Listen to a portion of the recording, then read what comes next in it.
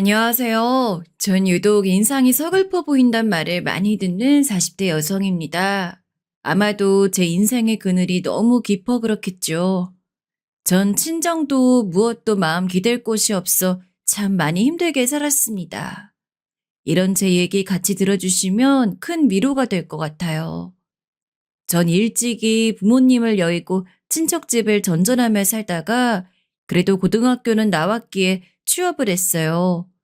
거기에서 남편을 만났고 집안 반대가 무척 컸지만 결혼을 하게 되었어요. 당연히 저에겐 반대를 할 만한 집안이 없었고 남편 쪽 집에서 엄청 반대를 했답니다. 게다가 결혼식에서 어머니는 내내 우실 정도라 전 참 시작이 좋지 않다는 생각이 들었어요. 얼마 없는 지인인 회사 동료들도 제 앞날을 걱정했었고요. 지혜 씨, 정말 시어머니 자리 얼굴 보통이 아니시다. 난 그때 그날 일을 못 봐서 몰랐어. 정말 괜찮겠어? 아유, 결혼식 날 내가 별소리 다 하네. 미안해. 행복하게 잘 살고. 그리고 주변 사람들의 걱정처럼 제 결혼 생활은 정말 아주 많이 매일같이 거친 파도를 뛰어놓는 하루였답니다. 어머니가 결혼을 승낙해준 조건은 딱 하나였어요. 합가 아니면 안 된다는 것이었거든요. 난 우리 명준이 끼고 옆에서 봐야 돼. 너도 탐탁지 않아 어떻게 해먹고 사는지 봐야 되고 니들 어찌 사는지 난 한참 보다가 분가시켜주던지 할 거니까 그리 알아. 당시 결혼하기에 넉넉한 형편도 아니었고 순진하게 남편을 마음에 들어 했던 제가 뭘 알겠어요. 그냥 저도 그런가 보다 하고 승낙했지만 당시 시댁엔 시부모님과 저희 부부 그리고 시할머님까지 계셨답니다. 어머니의 친정엄마셨는데 참 이례적인 모양새였어요. 그리고 시할머니 역시 저를 좋아하시지 않으셨는데 치매도 앓고 있었어요. 이쯤 되면 저도 바보 같다는 생각이 드네요. 남편은 무척 미안해했지만요. 나 때문에 당신이 마음 쓸 곳 너무 많네. 어머니랑 할머니는 내가 외동아들이라 너무 애지중지하는 경향이 있으셔. 당신은 나만 믿고 따라와. 우리끼리 좀 있다가 1, 2년쯤 지나서 나가 살자. 응? 남편은 저를 걱정했고 전 전혀 내색하지 않으려고 애썼어요. 어머닌 초반부터 저에게 곧장 직장을 그만둘 것을 명령하셨답니다. 결혼에 가정 꾸렸으면 그만둬야지. 그거 뭐 얼마나 번다고 명준이랑 같은 시간 나가 같이 들어오려고 해? 그러면 안 돼. 네가 지금 할 일이 얼마나 많은데. 아, 네, 어머니. 안 그래도 직장인 말해 두었어요. 이렇게 말하면서도 왠지 모르게 우울함이 밀려오더라고요. 그래도 힘을 내보면서 제가 잘하면 어머님에게 이쁨 받을 수 있다고 감히 생각해 봤어요. 제가 친정엄마를 너무 어릴 때 여의었고 여자 어른에게 보살핌을 받아본 적이 없거든요. 그래서 정말 세상 물정 아무것도 모르고 시어머니가 딸에게 하듯 잘해줄 거라고 생각했던 거죠. 본인도 아들 앞에서 이렇게 말씀하셨거든요. 명준이 넌 왜 그렇게 지를 겁을 먹고 중간에서 호들갑이야? 난 딸이 없어서 지혜를 딸처럼 생각할 거야. 그렇게 너무 네 마누라 감싸면 뭐라고 해대지 마. 엄마 서운하다. 그래서 이 말을 순진하게 다 믿었던 거죠. 근데 나중에 둘러보니 상황이 전혀 그렇지 않았던 거예요. 어머니, 국 이렇게 2개 끓이고 반찬은 나물이랑 고기 하면 될까요? 아이고, 너는 우리 집 식구가 몇이라 생각하냐? 네 아버지랑 나랑 네 할머니, 명준이도 각각 먹는 거 챙겨야지 뭔 소리야. 어머니는 무리한 메뉴들을 저에게 막 요구하면서 당장 해내라 하셨고 이건 무슨 신데렐라와 계모도 아니고 좀 어렵더라고요. 게다가 차라리 음식 정도로 어려웠으면 나았을 수도 있었어요. 치매로 오락가락 하시는 할머니도 제가 신경 쓰길 바라시더군요. 왜 바보 같은 저는 이런 상황들을 다 참았던 걸까요? 할머니! 저기 그만요. 잠시만요, 할머니. 할머니는 저한테 마구 상스러운 욕도 하시고 대소변도 잘 가리지 못해서 늘 주변에서 냄새가 났어요. 어머니는 자기의 시어머니도 아니고 친정엄마신데도 뒤치다꺼리 하는 거 싫어하셨어요. 그러면서도 제가 잘 돌봐주길 바라셨고요. 노인네 저렇게 그냥 놔두면 냄새나. 그 옆에 챙길 거리 다 놔뒀으니까 얼른 씻겨드리고 그리고 방 청소도 수시로 해놔야 해. 안 그러면 계속 저 모양 되는 거야. 빨리 움직이지 않고 뭐해? 나보고 치우라는 거냐? 중간중간 저는 정말 믿을 수 없는 상황들을 계속 겪게 되었답니다. 어머니는 아주 당연한 듯 저에게 맡기는 일들이 늘어갔었어요. 결국 저는 모든 걸 포기하는 선언을 할 수밖에 없었어요. 당시 저도 어리고 철이 없었기에 세상 물정을 너무 몰랐고 지쳐서 남편에게 사정을 했답니다. 나 나가고 싶어요. 이 집에서 나갈 수 없다면 이혼해줘요. 이대로 살 수 없어요. 당신 없는 동안 내가 얼마나 힘든 삶을 사는지 모르죠? 말 안 했던 내가 바보였어요. 미안해요. 그만 나를 놔주세요, 좀. 당시 저는 잠도 제대로 못 잤고 새벽 일찍부터 일어나서 잠들기 전까지 어머니로부터 눈칫밥을 받았고 부모가 없는 서름과 제 초라한 경제력에 대해 얼마나 구박을 받았는지 몰라요. 얼마나 복 없는 팔자면 애미 애비 둘 다 싹 다 그렇게 일찍 가버리냐? 게다가 물려받은 것도 하나도 없어. 지도 배운 거 없어 능력이 안 돼. 그러면 아무리 남자가 애걸복걸을 해도 눈치 빠르게 거절했어야지. 어쩜 얼마나 그리 복 없는 팔자길래 분에 넘치는 복을 탐내고 들어왔어? 밥 먹는 것도 아주 개걸스럽고 정말 꼴 보기 싫어 죽겠다. 제가 늘 허겁지겁 먹었던 것은 배가 고팠기 때문이에요. 믿어지시나요? 어릴 적 엄마가 보시던 옛날 TV 드라마에 나오는 사람들이 정말 가난하게 살던 시절 부엌에서 허겁지겁 뭘 집어먹던 게 생각나요. 제가 딱 그 꼴이었답니다. 왜냐면 어머니는 그 넓고 고급스러운 시댁에서 정말 쉼없이 저를 부려댔거든요. 감히 어머니께 직접 말은 못하고 밤늦게 들어온 남편을 붙들고 정말 사정사정하며 매달렸어요. 난 어머니와 할머니께 맞춤에 살 수 없어요. 아버님도 아프시고 난 당신과 잘 살고 싶어 결혼했는데 어머니 말대로 내가 너무 욕심부려 미안해요.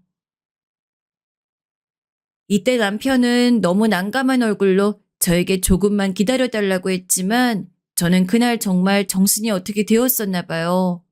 한 7, 8개월간 얼마나 시달렸으면 제 요구가 바로 받아들여지지 않고 그 다음날 아침이 오는 게 두렵더라고요.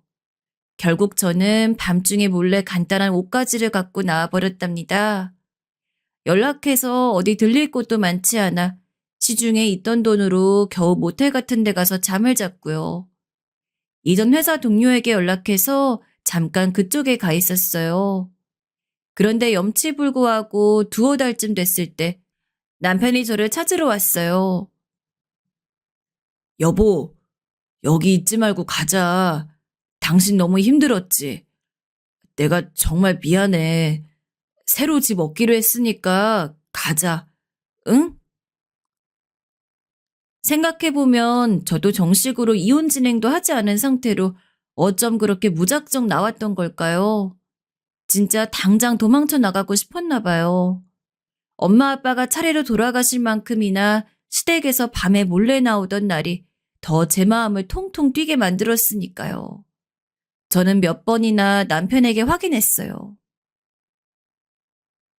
나도 당신 보고 싶었고 너무 미안했지만 정말 그 집 안 가는 거야? 그럼 우리 어디에 가? 어디에 있는 건데?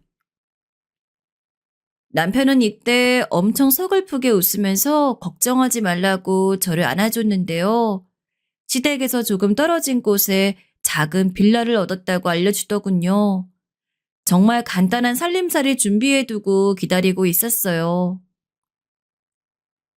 하려면 할 수 있었던 것 같은데 너무 늦게 알아봐서 정말 미안해. 나도 당신이랑 연락 안 되는 동안 그냥 데려갈 순 없어서 힘들게 알아봤어. 이쪽에서 우리 같이 살자. 어머니도 이해해 주셨어. 어머니가 그렇게 쉽게 받아들였다는 걸 믿을 수가 없었답니다. 역시나 제 예상대로 어머니는 아주 난리가 나셨더라고요.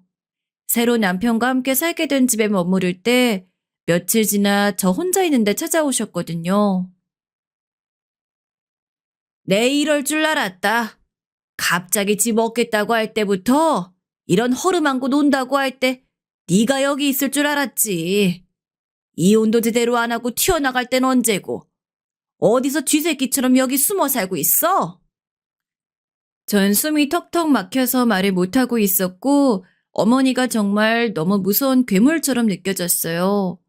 빌라 복도 쪽 소리가 너무 커지니 주인 아주머니까지 내려올 정도였어요. 들어가자고 하시는 걸 이때 전 처음으로 반항하며 거부했네요. 전 같이 안 들어갈 거예요. 어머니가 여기 또 들어오셔 뭐라고 하시면 저 진짜로 이혼할 거예요. 근데 한 가지 좀 이상한 부분이 있었으니 전 어머니가 이혼시키려 오셨다 생각했거든요. 근데 갑자기 태도를 바꾸시는 거예요. 나름 제가 강하게 나왔기 때문일까요? 누가 너 보고 이혼하라디? 여기 사람 보는 눈 많으니까 들어가자는 거 아니야. 나도 너 여기서 나와라 말할 생각 없어. 일단 들어가자. 그래서 일단 안으로 모셨는데 어머니는 거기서 본론을 말하시더군요. 며느리랍시고 없는 집 애를 받아줬더니 새벽에 도망 나가고 그걸 또 쫓아서 명주님 피골이 상접해 쫓아나간 것 때문에 우리 집 다 뒤집어졌어. 명준이 할머니는 증세가 더 심해졌고 네 시아버지는 알아놓으셨다. 어쩔래? 제가 뭘 어떻게 해야 할지. 제가 이 상황에서 뭐라 답을 할 수 있을까요? 따져보면 어머니가 절 그렇게 부리지만 않았어도 나오지 않았을 텐데요. 어머님 모든 책임을 전가하시며 말씀하시더군요. 나 다른 거 요구 안 한다. 이 집에서 지지고 볶고 살던지 마음대로 해.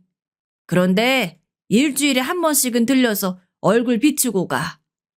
이 집도 명준이가 해서 너 지금 몸만 들어온 거 아니야. 값을 하란 말이야, 값을.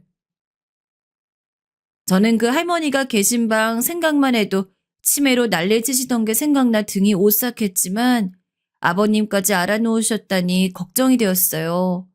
원래 기저질환도 있으시다고 남편이 걱정했었거든요. 일단 남편은 저에게 최선을 다해주고 있고 결국 승낙했습니다.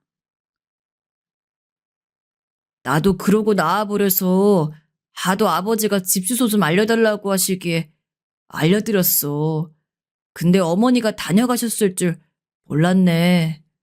아버지 알아놓으셨다니 얼마간은 가야 될 것 같아. 당신 혼자 가지 말고 같이 가자. 내가 같이 있으니까 괜찮을 거야. 전 이때 엄청 많은 걱정을 하면서 남편과 같이 오갔는데 말 맞다나 정말 남편이 옆에 붙어 있으니 큰일은 없었어요. 어머니도 제 옆에 남편이 있을 때에는 상냥하게 대하시더군요. 진즉 이렇게 나와 지냈어야 했던 건가 싶었어요. 어느덧 시간은 그렇게 해서 3년 난 집 지나갔고 아버님의 건강은 좋아지지 않았고요. 그러다가 점점 상태가 나빠지시더군요. 은연중에 어머니는 이걸 자꾸 제 탓으로 돌리시더군요. 멀쩡한 양반이었어. 하나밖에 없는 아들 부부가 저렇게 집에서 쏙 나가버리니 얼마나 마음에 상심이 크셨겠냐? 난 아직도 명준이 네가 나가버렸던 날 네 아빠가 방문 열어보고 허망해하던 게 생각나. 아이고, 가슴 아파라. 이러니 은연중에 제 탓하는 게 맞잖아요. 남편은 많이 괴로워했어요. 제가 부모님과의 인연이 짧아 그런지 이렇게 부모와 척을 지고 오래 거리 유지하는 게 힘든지 몰랐네요. 그리고 1년쯤 더 지나서 아버님은 돌아가시게 되었어요. 이때 남편은 너무너무 괴로워했고요. 아버지, 아버지, 제가 잘못했어요, 아버지. 몇 마디 말도 못하고 그저 울기만 하는 남편은 한동안 괴로워했고 어머니도 그렇게 주저앉아서 우시더군요. 그 사이에 제가 들어갈 틈은 조금도 없었답니다. 한동안 남편은 일을 다시 하기 힘들어했고 저는 남편에게 쉬라고 권유했어요. 마음 추스려야 하잖아. 나도 아직 따로 일하고 있으니까 생활비는 이쪽에서 해결하자. 당신 마음 풀어질 때까지 집에서 쉬어. 헌데 사실 그러기도 쉽지 않은 입장이었어요. 남편은 친척들끼리 엮인 회사를 이어서 하고 있었고 아버님 돌아가시고 나니 더 할 일이 많았거든요. 그래서 옆에서 남편을 지켜보던 저는 뭘 해주면 좋을지 몰라 늘 미안할 뿐이었답니다. 사실 죄책감이 정말 컸어요. 나 때문에 집도 나왔고 그런데다 아버님도 막판에 더 아프셨고 그때 옆에 있어드리지 못했으니까요. 그런데 얼마 지나지 않아 저의 이 미안함, 괴로움, 죄책감은 영영 해소하지 못한 채 그대로 묶여 저 깊은 곳에 빠져버리고 말았답니다. 그걸 풀어주고 해소해주고 싶었는데 그 대상인 남편이 제 앞에서 사라져버렸으니까요. 차라리 저와의 생활이 힘들어서 어디 가버렸다거나 이혼하자고 버리고 갔으면 더 나았으려나요? 남편은 출장 간다고 이동하던 길 직장 동료들과 함께 대형 화물차와 충돌하는 큰 사고를 당했어요. 조수석에 탄 동료분과 뒷좌석 동료 한 분은 그 자리에서 사망했으며 나머지 한 분과 운전석에 있던 우리 남편은 목숨은 건졌습니다. 이 모든 사실을 어머니에게 전달할 때 저는 저야말로 죽고 싶은 기분이었어요. 그래서 목숨은 건졌지만 지금 상태가 좋지 않아요, 어머니. 아들이 이렇게까지 상황이 나빠졌단 사실을 알고 어머니 잠깐 전화를 놓아버리시더군요. 이때 쓰러지신 건가 봐요. 한순간에 하루아침에 어떻게 일상이 달라질 수 있는 걸까요? 어머닌 정신없이 쫓아오신 와중에 아들 상태를 듣고 울부짖으시더니 바로 곧장 제 머리채 휘어잡으셨어요. 일대가 난리가 나고 소란스러워졌는데 어머닌 절대 손에 놓지 않으셨습니다. 2년? 2년 때문에 우리 아들이 내 남편이 2년 때문에 내 아들이 이 꼴 났어. 여기서 전 왜 제 탓이냐고 따지지도 못하고 그대로 붙들려 있었으며 주변에서 겨우겨우 뜯어내 주었어요. 하지만 그렇게 노안한 것만도 못하게 어머닌 동네방네의 복도가 시끄럽도록 울부짖었어요. 사람들의 수군대는 소리와 모든 수치 안에서 저는 그저 몸을 웅크리고 있었어요. 명준아, 아휴, 명준아, 며느리 하나 잘못 들여 집 이사단이 나버렸구나. 아버지 가고 너까지 이 모양 되면 엄마는 어떻게 살라고? 전 이 뒤로 어머니를 마주할 자신이 없어 자리 피했지만 그럴 수가 있나요? 정말 산송장과 다름없는 나날들을 보냈어요. 어머님 몇 번을 저에게 욕지길 늘어놓으시다가 나중에 그나마 정신을 찾으시고 말씀하시더군요. 너가 책임져. 우리 명준이 의식 돌아오고 제대로 사람 구실할 때까지 너는 꿈쩍도 하지 마. 도망가면 나 너 끝까지 잡아 끝을 내버릴 거야. 못된 것, 고의한 것, 이 쥐새끼 같은 것. 그 뒤로 저는 수심이 가득한 상태로 남편 곁에 있었어요. 이때의 하루하루는 정말 매일같이 새로운 일들이 터졌어요. 저와 어머니 사이를 막아주던 남편이 뇌사 상태가 되었으니 매일 정면으로 어머니를 마주해야 했습니다. 경제권 다 내놔. 너는 그걸 쥐고 있을 자격이 없어. 도둑년한테 맡기는 거나 마찬가지야. 언제 네가 우리 명준이 놓고 도망갈 줄 알고? 내가 진즉이거 되찾았어야 했는데 큰일 날 뻔했네. 갖고 있는 거 다 내놔라. 당장 오늘 안으로 반납할 수 있는 거 다 내놓고 시간 걸리는 것도 제깍제깍 따박따박 내놔. 제가 갖고 있는 건 통장 몇 개밖에 없어서 우선은 알겠습니다, 어머니. 그래서 전 필요한 것들을 전부 내드렸고 어머니 살고 있던 집도 곧장 정리하라고 하시더군요. 집이요? 집은 아직 명준 씨 짐도 있고 집은 왜 정리하라고 하시는 걸까요? 지금 너한테 저만한 집이 뭐가 필요 있어? 아무리 명의가 명준이 거라고 하지만 찜찜한 건 다 돈으로 돌려나 갖고 있는 게 최고야. 눈치껏 네가 빨리 정리했어야지. 내가 말할 때까지 가만히 있는 걸 보니 역시 넌 딴 궁리를 하고 있었어. 어림도 없지. 당장 짐 정리해. 결국 저는 졸지의 집을 뺏기게 되었어요. 처음에 저랑 살던 빌라는 중간에 정리했었고 남편이 출퇴근하기 편한 지역으로 넓은 곳으로 옮겼었거든요. 좋은 평수에 입지도 좋은 집을 얻었기에 그때는 아버님도 안심하셨던 기억이 있어요. 옛날 무슨 남녀들 눈 맞아 가출하는 것도 아니고 아무리 급해도 그렇지 다 쓰러지는 허름한 곳 얻어 산다는 말 듣고 기가 막혔다. 그래도 이제 집 같은 데로 얻었구나. 당연히 이때 남편 명의로 했고 전 특별히 생각이 없었는데 어머니 이걸 제가 어떻게 할 것처럼 아주 불안하셨어요. 이 집 처분하는 걸로 저도 의례적으로 어머니와 마찰이 생겼고 저는 얼토당토하는 오해를 받게 되었어요. 그 집에 왜 그렇게 집착하냐 너? 그 집이 명준이 집이지 네 집이야? 뭘 안 되겠다는 거야? 그게 아니라 아무리 명준 씨가 뇌사 상태라고 하지만 상황이 어떻게 될지 모르잖아요. 어머니, 전 아직 집 처분하는 거 아니라고 생각해요. 조금만 기다려주시면 안 될까요? 그런데 이 말을 꼬집어서 어머닌 저에게 엄청난 선언을 하셨어요.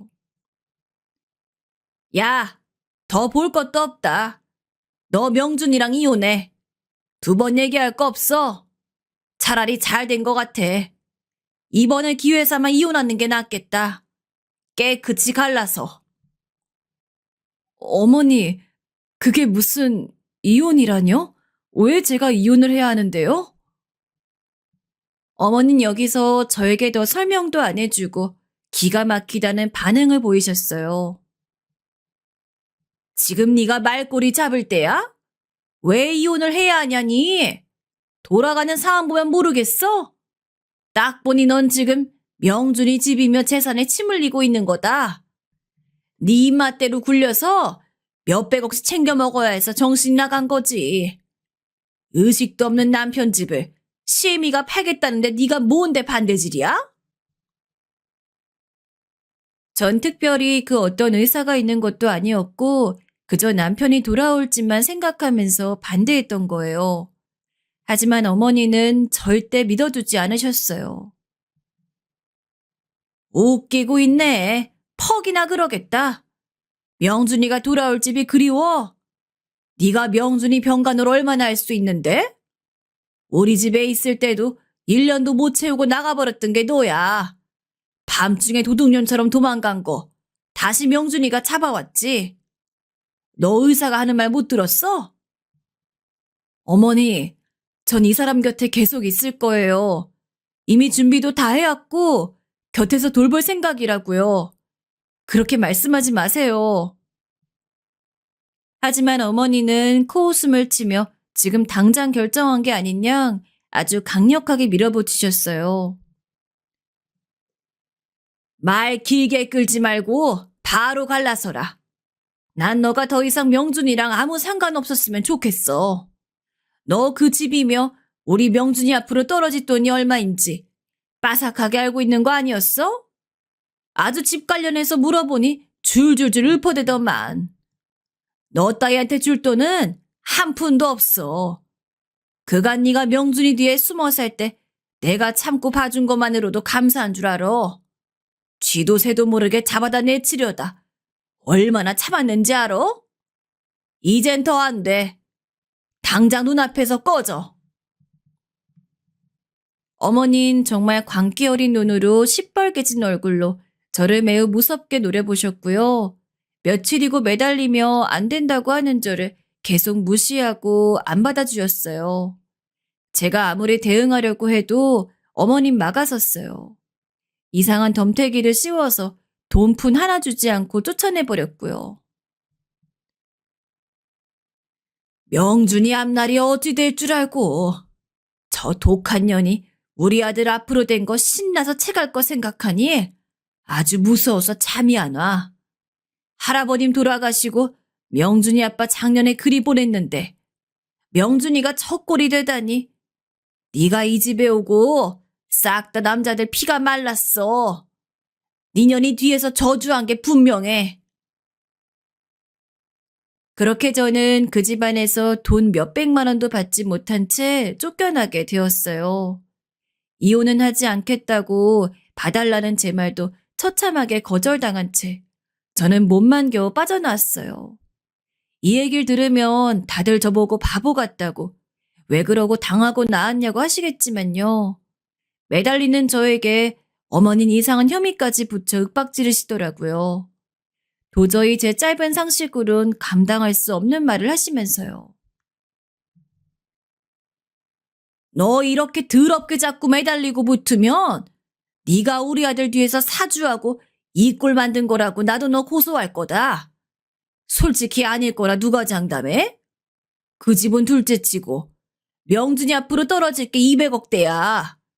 고스란히 얘 앞으로 떨어지는 재산 우리 명준이 앞으로 달랑달랑하게 내려온 그 돈 너랑 찢어 나눠 가질 생각 없다. 이 모든 짓거린 네가 꾸민 거라고 고소할 거야. 어떡할래? 같이 소송하고 일 벌릴 돈이나 있고? 그럼 넌 그냥 냅다 빨간 줄 긋는 거야.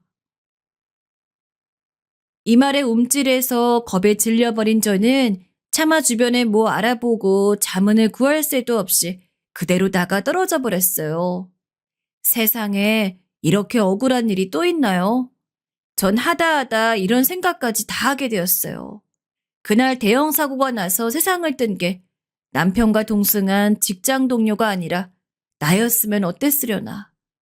이런 꼴 당하지 않고 사고로 갔다면 이런 상상까지 들 정도로 전 제정신이 아니었습니다. 그리고 곧장 쫓겨나듯 밖으로 나왔고 어디 갈 데도 없더군요. 예전에 알던 회사 동료에게 연락할 수도 없었고 무척 큰 우울감에 시달려 남은 돈도 금세 소진하고 말았어요. 저도 뒤늦게 일을 시작했었지만 그 적금은 얼마 되지도 않았고 게다가 남편 간병한다고 그만둬 버렸거든요. 그때 다닌 회사 부장님도 말렸는데 말이에요.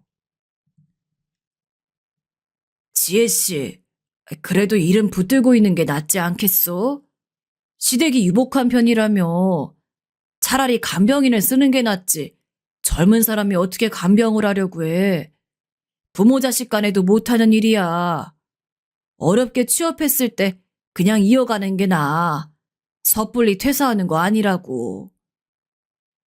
그래도 전 남편에게 빚진 게 너무 많은 사람이에요. 제가 옆에 있어주는 게 나아요. 다른 사람한테 맡길 수 없어요.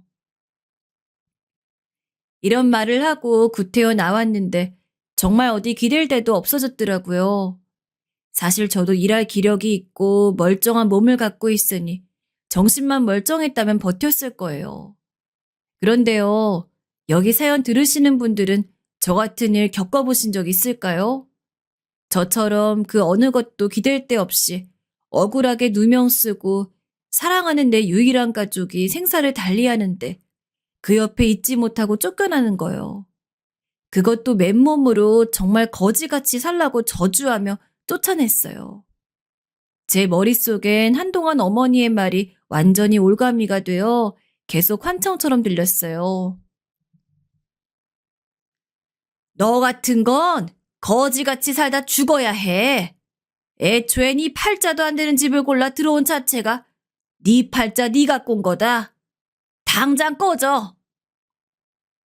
저를 저주하는 그 말 안에 완전히 갇히고 남편이 저 꼴이 되어버린 게 믿기지 않아 매일 악몽에 시달리고 심지어 간호도 못하고 이혼까지 당하고 눈을 뜨는 게 무섭고 고통스러웠어요. 그러니 얼마간은 모텔들만 떠돌면서 우걱우걱 컵라면과 삼각김밥만 먹고 울며 지내다가요. 이후로는 술에도 손대기 시작했어요. 그러다 돈도 밀리고 쫓겨날 수밖에 없었고 제 행색은 갈수록 미친 듯이 초라해져 갔답니다. 한 번은 너무 기가 막혀서 남편이 있던 병원에 찾아가도 봤답니다. 제가 봐도 제 행색이 너무 초라해서 창피했지만 그렇게라도 들러보지 않으면 안 될 것 같았어요. 간호사들도 저의 초라한 모습과 냄새 때문인지 꽤 냉대가 심한 느낌이었어요. 저기 현재 입원하신 환자분 중 확인이 안 되네요. 타 병원으로 옮겨가신 것 같아요. 이 말을 하면서도 코를 찡그리고 있었고 저도 제가 왜 이러고 다니는지 모르겠더라고요. 머물 곳이 없어 맥주를 사서 대충 근처에 돌아다니기도 했고요. 병원 대합실에서 몰래 자다 야단을 맞고 나가기도 했었어요. 당시 반대편 벤치에 앉아 계시던 아주머니가 쫓겨나던 저를 보시더니 참 감사하게도 이런 말씀을 하시더군요. 멀쩡해 보이는 사람이 왜 그러고 있어요? 여기 아무리 병원이라고 해도 별 사람 다 오는 데고 위험해요. 어디 구청이나 주민센터 같은 데라도 가서 도와달라고 해요. 여자잖아요. 해코지 당하면 어떡하려고 그래요? 저도 그 말에는 흠칫 왠지 겁이 났어요. 당시 실제로 여성들을 대상으로 한 무서운 뉴스가 나오고 있었고 이날 낮에도 저한테 웬 아저씨가 말을 걸어왔거든요. 이봐, 뭐 힘든 일 있어?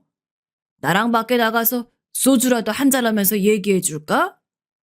잘 데 없는 것 같은데 내가 재워줄게. 나 집 있어. 나랑 같이 나가보자.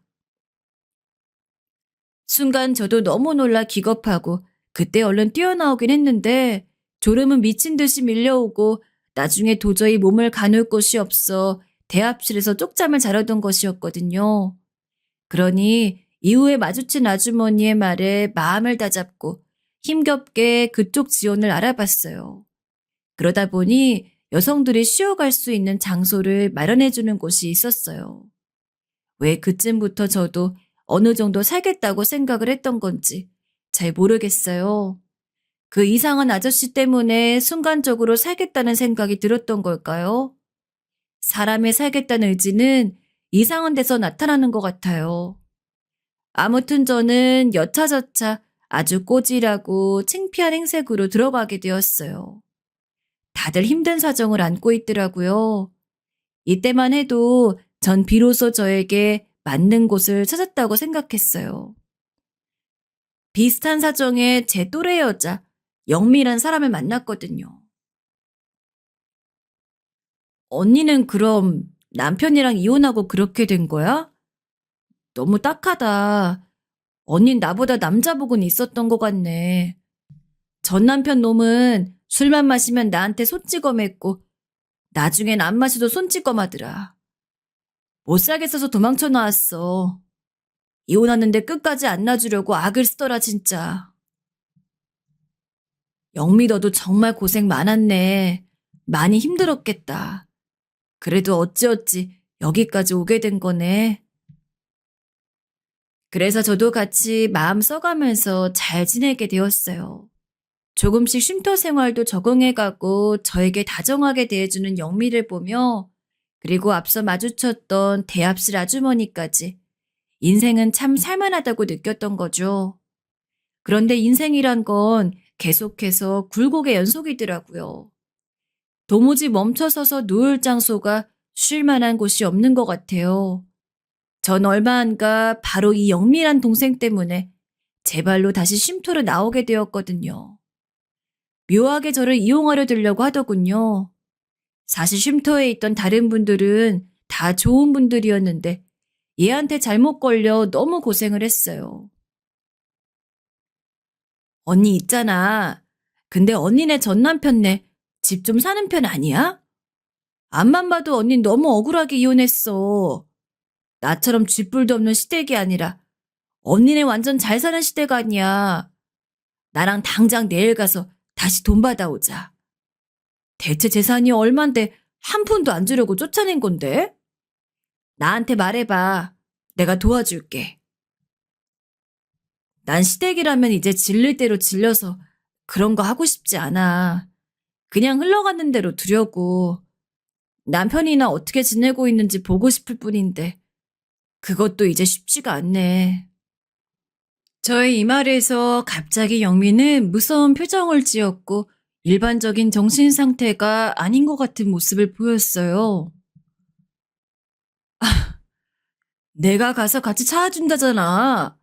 나 못 믿어? 그래서 언니 반 나누고 나 반 나누고 하자. 왜? 싫어? 아, 그럼 좋아.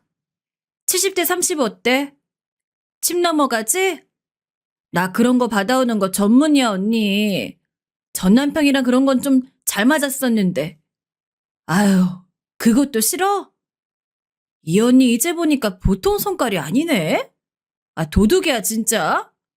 돈 받아주는 거 얼마나 빡센 일인데 80대 20이나 먹으려고 하냐고.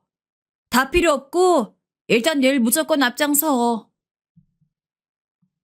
이렇게 영미는 저에게 이상한 말들을 하기 시작했고 같이 있던 여성분들은 이런 분위기를 무척 무서워했어요. 심지어 거기에는 아기도 한 명 있었는데 점점 격조되는 분위기를 불안해하더군요. 다정하게 제 밥을 챙겨주고 신경 써주던 영미는 저에게 뜯어먹을 구석이 있다고 생각했던 거예요. 결국 저는 이 분위기에서 벗어나고 싶어 함께 공간을 쓰던 이들에게 말도 못한 채 몰래 시설을 나와버렸어요. 그러니 너무 지치게 되었고 또 다른 지원센터를 찾아서 들어가긴 했는데요. 정말 이렇게 옮겨다니며 사는 게 맞는지 잘 모르겠더라고요. 의욕도 나지 않고 거리에서 마스크 쓰고 옷도 뒤집어 쓰고 잠든 날도 있었어요. 생각해보면 그런 날 아무 일도 당하지 않은 게 참 대단하다고 느껴지네요. 저는 늘 안 되는 일 투성이었는데 진짜 큰 위험까지 겪진 않았던 것 같아요. 그러던 어느 날 저에게 아주 운명 같은 날이 찾아왔어요. 아마 못 믿으시는 분들도 계실 것 같은데 그건 자유롭게 생각하셨으면 해요.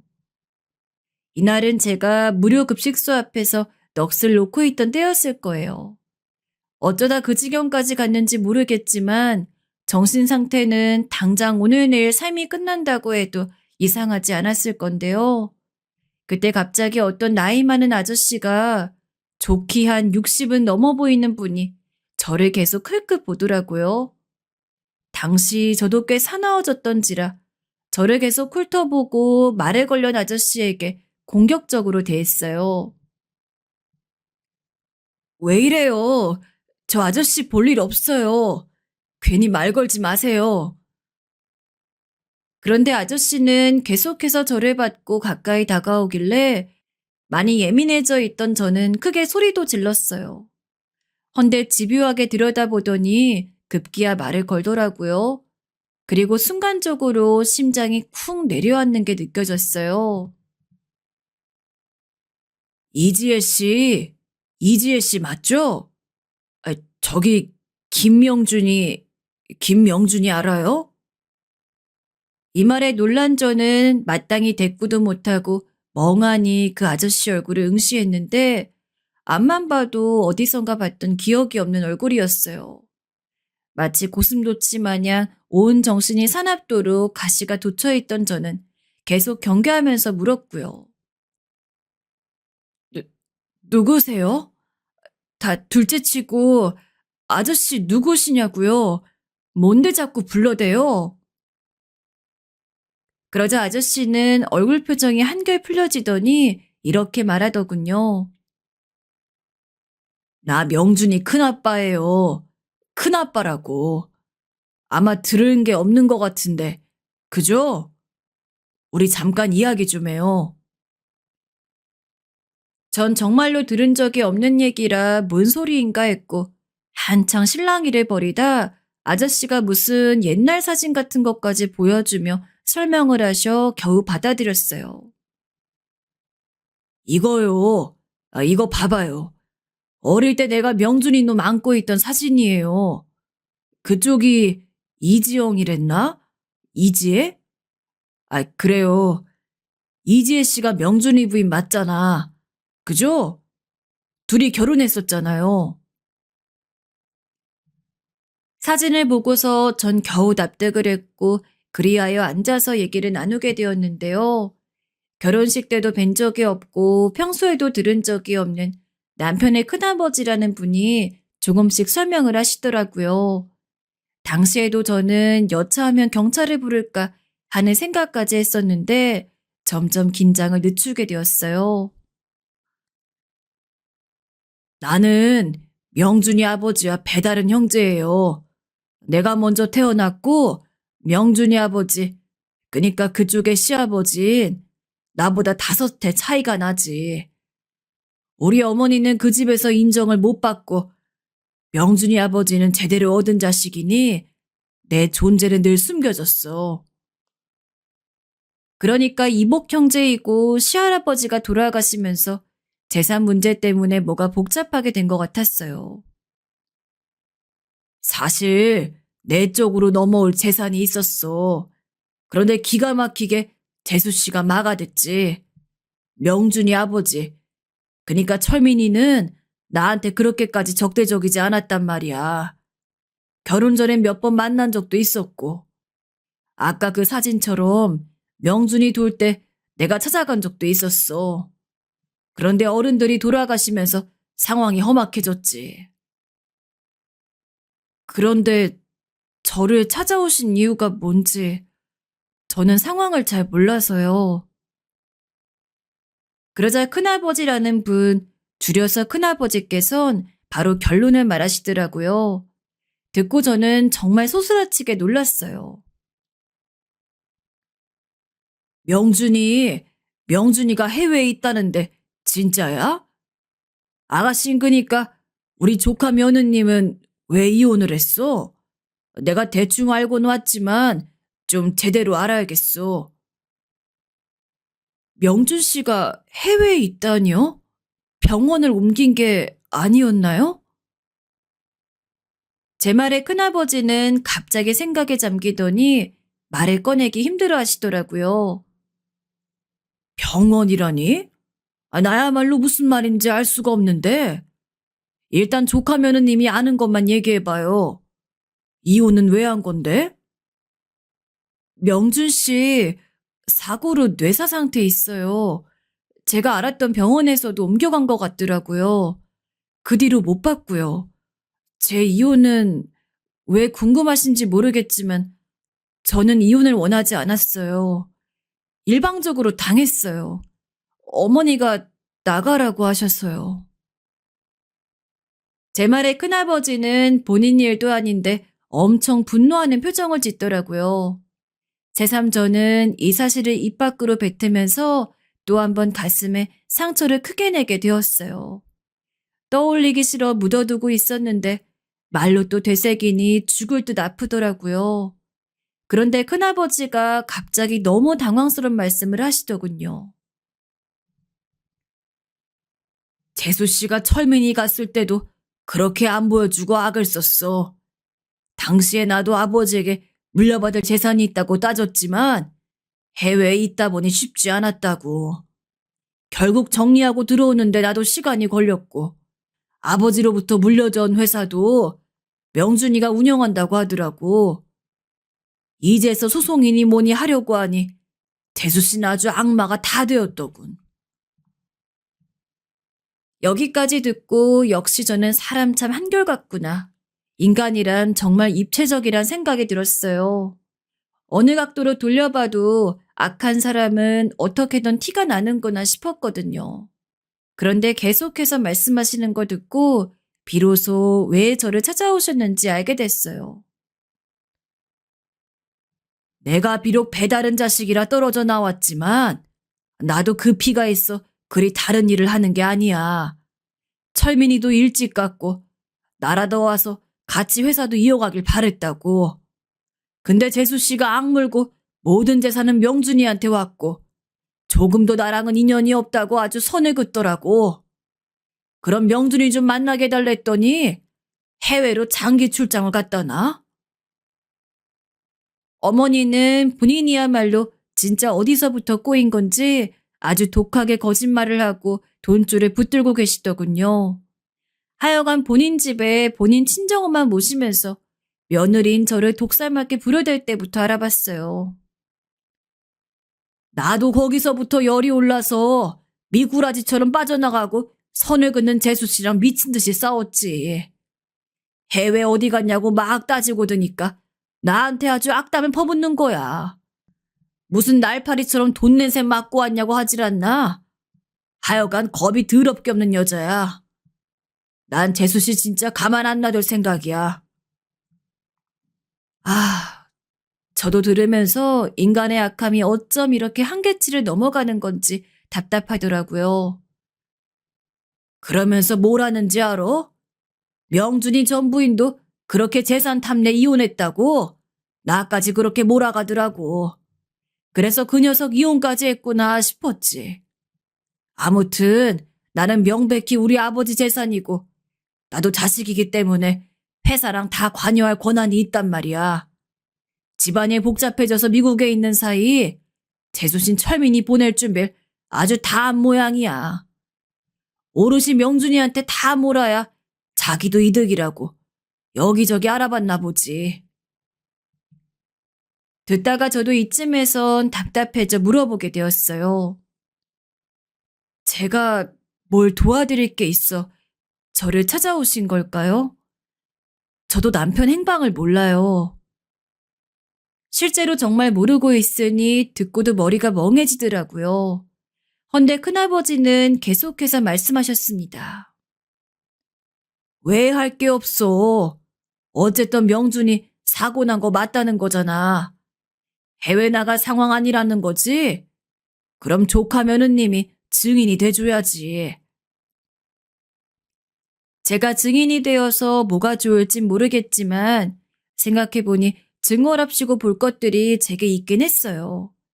좀 되긴 했지만 어머니가 저한테 문자 메시지로 악담을 했던 내용도 있고 병원 수속 밟고 결제하고 할 때 문자 내역이라든지 그런 게 있긴 했으니까요. 그리하여 저는 그날 큰아버지께 돈을 얼마 받아 정말 얼마 만에 이렇게 사람 구실을 해보는 건지 모를 하루를 보냈어요. 어디까지나 빌려주는 거라면서 원룸을 얻어주셨답니다. 조카 며느님한테 나도 신세는 져야 하는 입장이니 빌려주는 거고 일 끝나면 다시 돌려받을 거야. 그리고 각자 갈 길 가야 하니까 조카 며느님도 얼른 살 길 찾아. 시집간 우리 딸 같아서 그래. 어찌 우리 재수씨 같은 인간과 가족으로 엮였어. 명준이 그놈도 참 뭐라 할 게 없고. 이렇게 아예 깔끔하게 아무런 대가 없는 베품도 무엇도 아닌 정당한 도움 같은 거라 차라리 안심이 되었어요. 그리고 저도 나름 필요한 자료들을 찾고 저 역시 명준 씨가 어떻게 지내고 있는지 궁금해서 준비를 했어요. 그리고 큰아버지와 함께 끔찍한 시댁을 다시 방문하게 되었답니다. 다시 그 집을 드나들게 될 일이 생길 줄 몰라 전날 꿈까지 꾸고 몇 번이나 가기를 망설였어요. 어머니가 온 집안을 태워버리는 무서운 꿈까지 꾸니 진짜 세상 미치겠더라고요. 헌데 계속해서 큰아버지가 가야 된다고 하셨어요. 약속했잖아. 가서 말을 해줘야 해. 조카 며느님이 명준이 해외 간 거 아니고 뇌사라 어디 병원에 있다고. 말이 안 통하는 양반이라 난 별짓을 다 해야 된다고. 난 정말 끝장을 봐야 하니 좀 도와주어서. 결국 전 눈을 부릅뜨고 이래주구나 저래주구나라는 마음으로 들어갔고요. 어머니는 몇 번이나 무시하다 큰아버지가 윽박지르니 겨우 문을 열고 나오셨더라고요. 당연히 절 보고 놀랄 수밖에요. 아이, 깜짝이야. 이게 뭐야, 이건? 아니, 아주버님. 진짜 미치시기라도 한 거예요? 이 물건을 왜 이리 끌고? 명준이 뇌사라면서 나한테 재산이랑 회사 관련된 거 주기 싫어가지고 옆에 내가 아주 미쳐버렸어. 이제 재수씨고 뭐고 없어.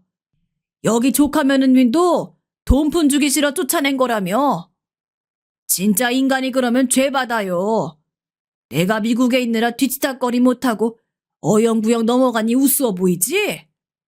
나 당장 유류분 반환 소송 걸고 명준이 몫으로 넘긴 거 나도 야무지게 받아 챙길 거요. 이 말에 어머니는 얼굴이 벌개져서 아니라고 펄펄 뛰었지만 결국 저도 몇 마디 거들고 나서게 되었어요. 이렇게 옆에서 말해도 된다고 따져도 된다고 하는 사람이 있어야 겨우 입을 벌릴 수 있다니 그렇게 유약한 전이 바보같이 이혼당하고 쫓겨났던 걸까요? 어머니, 어떻게 그러실 수가. 명준 씨 어디 있어요? 저랑 명준 씨도 강제로 이혼시키고 저도 큰아버님이랑 같이 제보할 거예요. 그럼 회사에 좋으실까요? 명준 씨 어디로 숨기고 이러시는 거예요? 이 말을 하면서도 눈을 못 쳐다보고 말했지만 전 시킨 대로 쭈뼛쭈뼛 실행에 겨우 옮겼어요. 어머니 저에게 뭐라고 더 말을 얹으려다가 당장 눈앞에 있는 큰아버님의 존재가 너무 크니 대꾸를 못하고 계시더라고요. 이렇게 집 앞에서 한창 실랑이를 벌려가며 상황은 도통 정화될 줄 모르자 큰아버님은 급기야 칼을 빼들으셨답니다. 자꾸 그렇게 미꾸라지처럼 숨고 말 돌리고 하면 나 재수씨가 그렇게 막 해도 되는 사람 아니니 일 크게 벌릴 거요. 재수씨가 얼마나 돈 싸들고 어거질 부리고 아픈 명준이도 뒤에 숨기고 그 짓거리인지 고소하고 회사에도 여기 조카 며느님이랑 제보할 거야. 명준이 회사 안 나온 지가 한참 된걸. 뭐? 해외를 갔다고? 자식 새끼 아픈데 붙잡고 그러고 싶소? 이러니 저는 어머니가 저를 왜 그렇게 악물고 쫓아냈는지 이해가 100번 될 수밖에요. 혹시라도 아들 잘못되면 본인은 둘째치고 부인인 저에게도 재산이 나눠질 걸 예상했나 봐요. 큰아버님도 있고 나눠 먹어야 할 사람이 많아지는 싫었던 거죠. 어머닌 저 혼자일 땐 계란 던지듯이 그렇게 쉽게 다 뭉개뜨려 놓고 큰아버님과 제가 한 조를 가서 덤비니 세상 낯설어 보이시더라고요. 잠깐만요. 뭔가 왜곡된 게 많은 얘기 같은데. 아유, 명준인. 아니, 진짜 그러니까 너는 왜 여기까지 따라와서? 그러면서 본인도 엄청 혼란이 온 것 같더군요. 큰아버님을 달래기엔 너무 증거를 다 갖고 있는 제가 옆에 버젓이 있고요. 저를 밀어뜨리기엔 큰아버님이 계속 붙들고 있으니 막대할 수도 없고 말이죠. 결과적으로 어머님 큰아버님이 걸어버리신 소송에 지셨어요. 너무 지식이 없던 저는 계속 안 될 것 같아 입술을 물어뜯었지만 큰아버님은 걱정 말라고 하시더군요. 진작 했어야 될 일인데 일이 이렇게 됐어. 어차피 이렇게 될 수밖에 없는 일이었는데 재수씨 사람 잘못 봤지. 조카 며느님도 나랑 엮인 게 다행이었네. 그냥 평생 그러고 살 뻔했는데 말이야. 끝내 명준이 어디 있는지 안 알려주니 너무 안타깝지만 내 몇 푼 용돈 챙겨줄 테니 조카 며느님도 제대로 살 생각해. 우리 딸이랑 동갑인데 그렇게 막 살면 안 되는 거야. 걔는 좋은 신랑 얻어서 아주 행복하게 잘 살아. 조카 며느님도 앞날이 창창하잖아. 정말 생전 처음 본, 그니까 아무런 연고도 없이 상상도 안 해본 대상인 큰아버님이 저한테 이렇게 갑자기 나타나서 도움을 주실 줄 몰랐어요. 겨우겨우 지지부진한 협의를 거쳐 남편 쪽으로 다 넘어가려던 몇백억대의 재산은 큰아버님께 넘어왔고요. 이혼해버려 이도저도 아니게 된 저에게도 상당한 액수를 주셨어요. 게다가 원룸도 그대로 두시고 말이에요. 저 원룸은 조카 며느님이 알아서 해서 잘 살아. 조카 며느님 아니었어도 어찌어찌 해결은 됐겠지만 보다시피 내가 건강이 별로 안 좋아. 시간 끌 틈이 없거든. 하여간 며느님 덕분에 잘 끝냈어. 그리고 저는 정말 정말 다행히게도 어머니를 그날 이후로 단 한 번도 보지 못한 채 잘 마무리가 되었어요. 어머니는 오롯이 명준 씨 앞에 있던 재산을 다 묶어두고 본인이 챙기려다 갑자기 동강이 난 셈이었고 명준 씨의 병세를 모르기에 그 뒤 어머니 사정을 잘 알 수가 없네요. 회사 제보까지 안 가고 끝난 게 다행이라며 거기까지만 말하고 큰아버님의 연락은 끊어졌어요. 이후로 저는 원룸에서 쭉 살다 최근에 옮겨왔고요. 조금씩 자립을 해나가고 있어요. 인생이 저에게 다시 한번 살라고, 죽지 말라고 이런 일을 경험하게 해준 걸까요? 부모, 형제, 친지 아무것도 없고 남들에게 너무 단시간에 물어뜯기며 살아왔던 제 인생이 여전히 저랑 아무런 연고도 없는 남으로 인해 도움을 받기도 하네요. 상처라고 말하기도 버거운 너무 힘겨운 일들을 겪어 이 나이에 머리가 이렇게 하얗게 새어버렸지만 기왕이면 숨 붙어있는 동안 열심히 살아보려고 해요. 제 한 많고 고통스러운 이야기 들어주셔서 감사합니다. 들어주시는 것만으로도 큰 위로가 됩니다.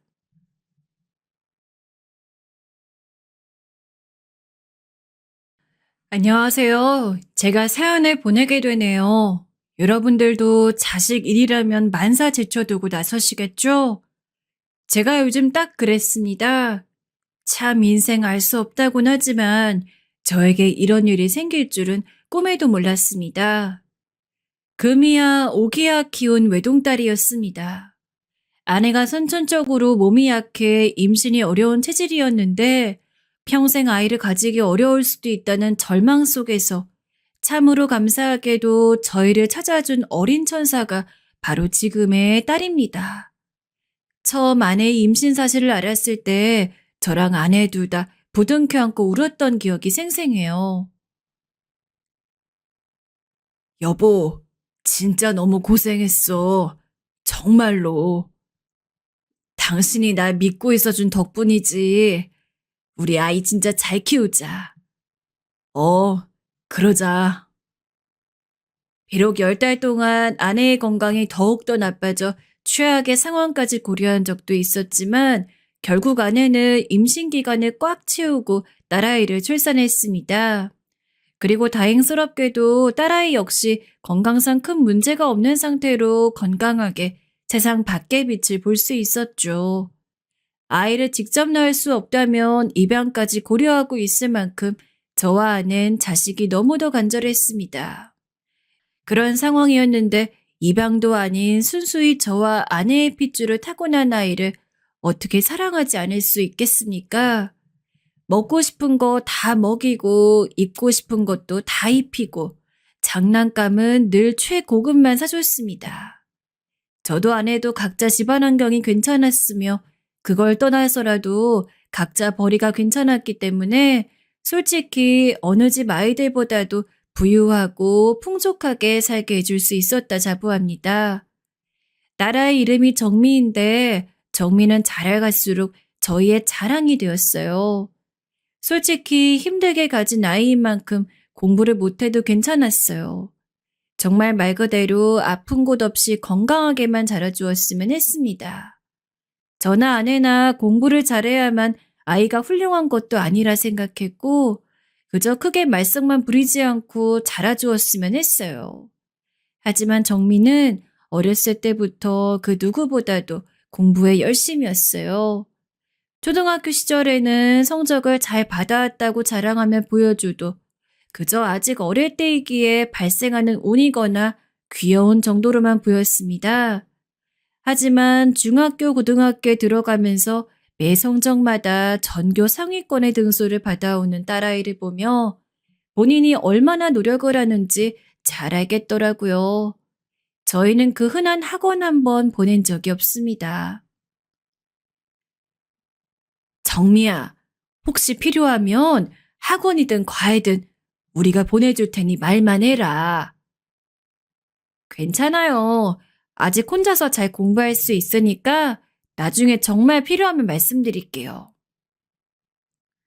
한 동네에 오랫동안 살아와서 주변 주민들이랑 잘 알고 지내는 사이였는데 아낸 가끔 동네 아줌마 집에 놀러 가겠다 나섰다 돌아오는 날엔 아줌마들이 그렇게 정미 이야기를 하면서 자기를 부럽다고 한다고 콧대를 세우고는 했습니다.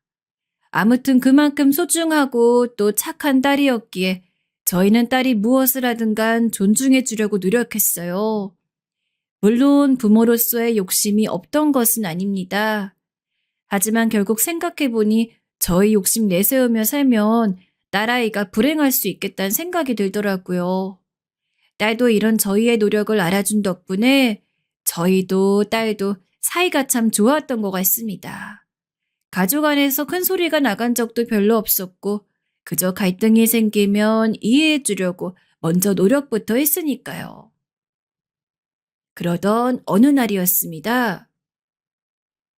엄마, 아빠, 저 결혼하고 싶은 남자친구가 있어요.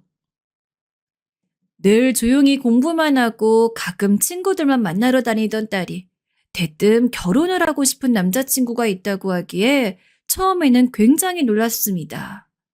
평소 연애한다는 티를 내지도 않았고 딱히 데이트하나 싶은 생각이 들 만큼 밖에 나가는 편도 아니었어요.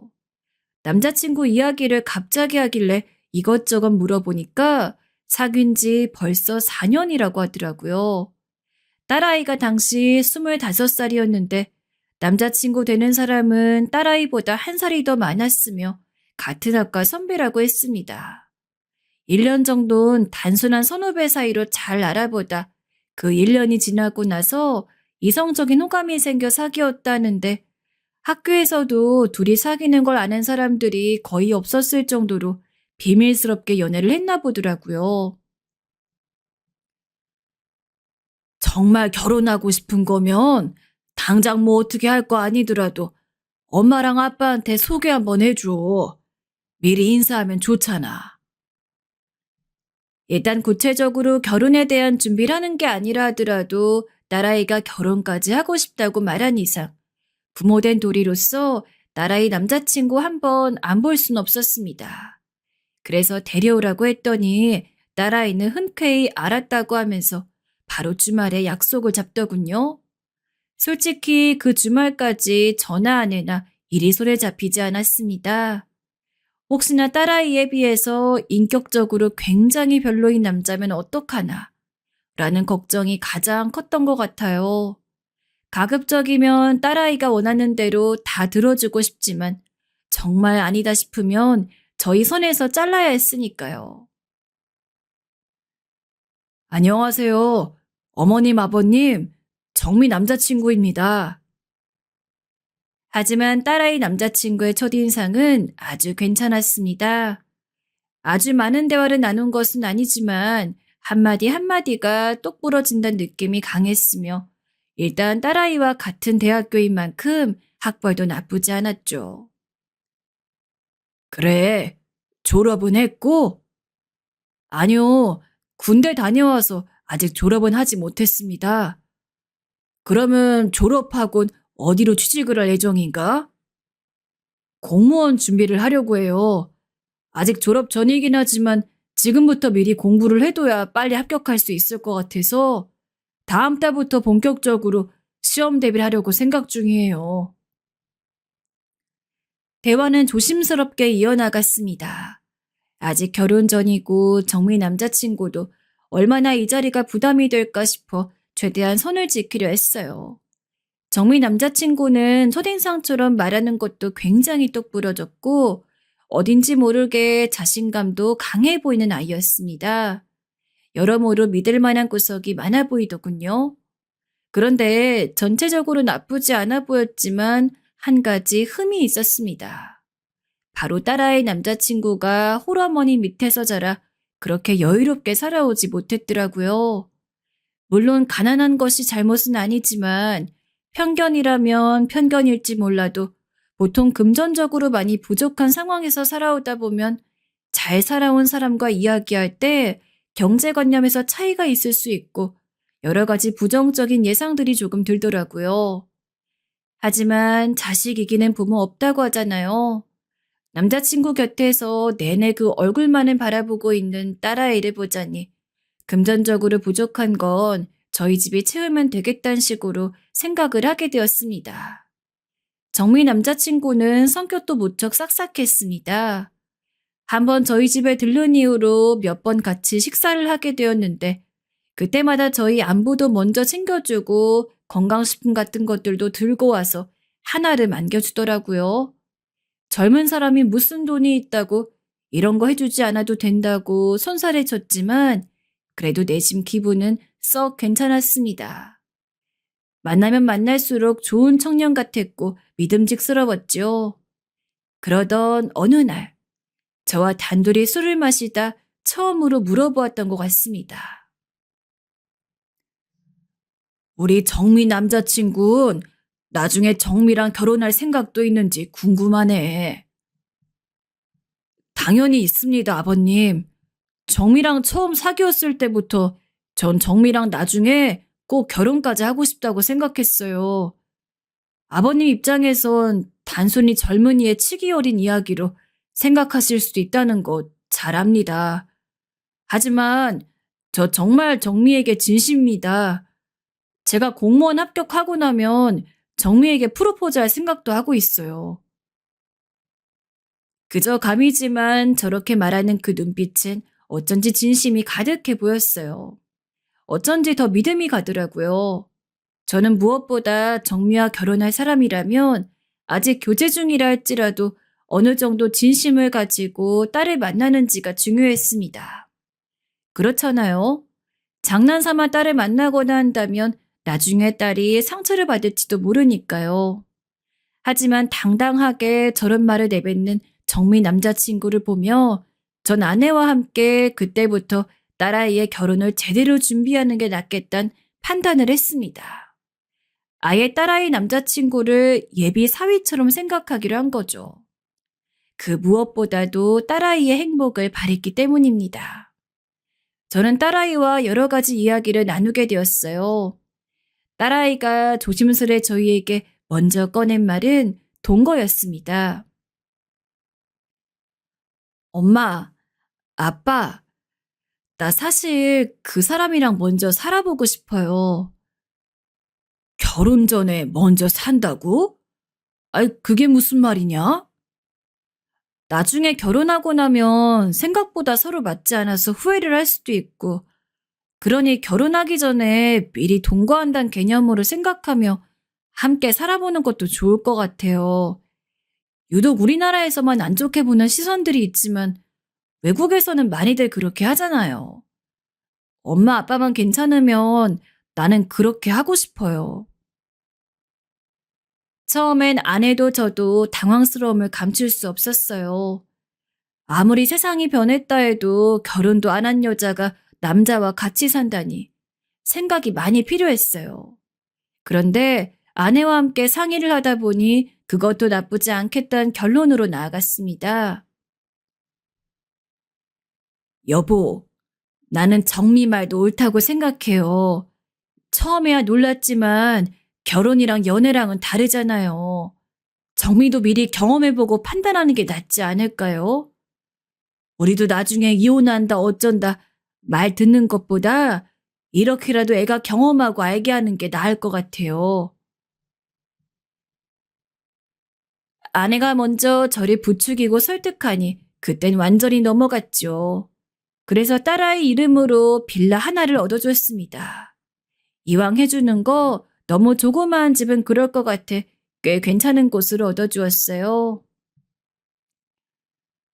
너무 좋아요. 엄마, 아빠, 저희 꼭 잘 살아서 나중에 결혼까지 할게요. 저도 마찬가지입니다. 감사합니다. 어머니, 아버님. 아이들은 진심으로 감사해했고 기분 좋아하는 모습을 보니 저희도 행복했습니다. 이사까지 도와주고 집들이까지 가게 되었을 땐 조금은 예비 사위가 가족같이 느껴지기도 했지요. 예비 사위는 정말 열심히 공부하겠다며 감사하다고 연신 말했습니다. 그런데 시간이 흐른 후 어느 날 딸아이가 제게 부탁을 해왔어요. 사실상 부탁이라기보단 애걸에 가까웠죠. 얼마 전부터 딸아이의 얼굴이 조금 안 좋길래 무슨 일이 있냐고 물었는데 갑자기 울음을 터뜨리는 거였습니다. 제가 달래면서 말해보라 했더니 그제야 차츰 말을 이어나갔습니다. 이 사람이 모아놓은 돈도 없고 부족한 형편에서 공부를 하다 보니 아무래도 공부에 집중이 잘 안 되는 것 같아 자신이 뭐라 한마디를 했는데 그게 싸움으로 이어졌다고요. 당시 딸아이는 막 졸업을 하고 직장에 취직을 했을 때였는데 자기도 적응을 하느라 정신이 없고 얼마 안 되는 직장 월급은 생활비로 다 나가고 있었는데 그게 아무래도 부족했던 모양이었습니다. 그럴 수밖에요. 처음 들어간 직장 월급으로 집세, 생활비, 교통비, 핸드폰비 두 사람 몫을 책임지려 하니 부족할 것 같더라고요. 전 아내와 다시 상의를 해보았고 그 결과 300만 원 정도를 지원해 주기로 했습니다. 일단 300만 원이면 두 사람 살기에 넉넉할 것이었고 정미 남자친구도 좋은 환경에서 공부할 수 있는 환경이 될 거라 생각했기에 결정한 금액이었습니다. 당시 이 이야기를 주변 사람들한테 했었는데 다들 미쳤냐고 난리도 아니었어요. 실제로 결혼한 것도 아니고 나중에 진짜 결혼을 할지 안 할지도 모르는 생판 남한테 어떻게 매달 돈까지 지원하냐고 말이죠.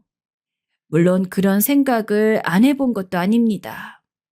하지만 딸아이가 그렇게 결혼하고 싶어 하는데 저희가 해줄 수 있는 건 다 해주는 게 맞다고 생각했어요. 그래서 매달 들어가는 돈도 전혀 아깝지 않았습니다. 게다가 딸아이가 공무원 사위, 더군다나 행정고시 합격한 사이와 결혼을 하게 된다면 경제적인 부분에서 걱정할 게 없으니 더더욱 지원해 줄 수 있을 만큼 해줘야 한다고 생각했어요. 아버님, 이런 큰 돈을 너무 감사합니다. 면목이 없어 뭐라 말씀드려야 할지 잘 모르겠네요. 제가 나중에 어떻게든 꼭 갚겠습니다. 죄송하고 감사합니다. 예비사위는 말까지 더듬거리며 제게 전화를 해왔습니다. 아니네. 자네와 내 딸이 이 돈으로 풍족하게 살 수 있으면 됐어. 마음 쓰지 말고 그냥 하던 공부 열심히 하게. 힘내고. 네, 그렇게 하겠습니다. 감사합니다. 예비사위는 진심으로 고마워했고 손수 손편지까지 써서 제게 전달했습니다. 그 편지 안엔 절 존경한다는 내용과 고맙다는 내용이 가득했어요. 저는 그 편지를 고이 서랍에 간직해두곤 생각이 날 때마다 한 번씩 꺼내보곤 했습니다. 예비사위는 이외에도 집안에 무슨 일이 있을 때마다 꼬박꼬박 참석해 도와주기도 했어요. 그냥 공부하라고 괜찮다고 해도 영 말에 듣지 않았어요. 오늘 해야 할 공부량은 다 채웠다면서 아내의 김장도 도와주고 하다못해 제 구두까지 닦아주고 가곤 했습니다. 참 성실하다 싶었죠. 3년간 매달 300만 원씩 꼬박 1억이 넘었습니다. 어차피 한 번에 공무원 시험에 합격하는 사례가 더 적다는 것을 알고 있었기에 저희도 딸아이도 느긋하게 합격을 기다려 주었습니다. 주변 사람들이 재촉해봤자 힘든 것은 오히려 예비사위일 테니까요.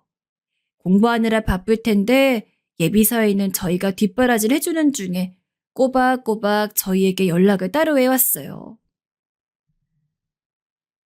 어머님, 아버님, 이번 달도 정말 감사해요. 꼭 열심히 노력해서 이번엔 시험 합격하고 정미랑 제대로 미래 생각해 보겠습니다. 그런 연락을 매달 한 번씩 받았습니다. 솔직히 처음이야 몇 번 정도는 그냥 할 수 있지만 3년간 한 번도 빠지지 않고 꼬박꼬박 그렇게 연락을 한다는 게 얼마나 어려운 일입니까? 솔직히 저는 딸아이 남자친구한테 그런 전화를 받고 나니 이제 제대로 아, 이런 남자를 사위로 두면 좋겠구나 라는 생각이 들더라고요. 예비사위가 워낙 공부하느라 바쁘다 보니 집에 안 들어오고 독서실에서 공부하고 바로 잠자고 오는 시간이 많아졌습니다. 딸아이는 점점 예비사위가 집에 잘 안 들어와서 조금 속상해하면서도 어쩔 수 없다는 걸 알기 때문에 잘 참아 넘기더라고요. 저희도 딸을 다독이면서 이번에 하루 안 보는 게 나중에 큰 결과로 돌아올 거야. 라면서 위로했습니다. 그러기를 3년. 드디어 예비사위가 그 어렵다는 행정고시 시험에 합격을 했죠. 어머님, 아버님, 저 시험 합격했습니다. 본인 부모님, 정미, 그다음 저희에게 바로 연락을 준 거라고 하더라고요. 합격 소식을 전해 들으니 저도 모르게 한박 웃음을 짓고 있었습니다. 내 사위가 행정고시 합격이라니 정말 자랑스럽고 대견스러웠습니다. 저는 그 길로 바로 축하 파티를 준비했어요. 출장 뷔페까지 불러 동네의 친한 주민들까지 몇 명 초대해서 함께 예비사위의 행정고시 합격 소식을 전했어요. 얼굴 잘 봐도 우리 집 사위 될 사람이니까. 어머, 요새 행정고시 시험 어렵다던데 열심히 노력했나 보네. 아유, 정미 아빠 부러워. 아주 딸도 착하고 똑똑한데 이제 사위까지 아주 똑부러진 놈이 들어오게 생겼네. 당시 사돈될 사람들은 시골에서 살고 있었는데 서울까지 모셔서는 함께 축하를 했습니다. 사실 그 누구보다도 예비 사위의 합격이 기뻤을 분들은 사돈될 사람들이었으니까요. 정미 어머님, 아버님, 매번 이야기했지만 진짜 정말로 감사드려요. 두 분이 나서서 저희 아들 도와주지 않았다면 아마 합격이 더 늦어졌을 수 있을 거예요. 귀한 사위 될 사람인데 저희가 당연히 알아서 도와줘야죠. 후회 없습니다.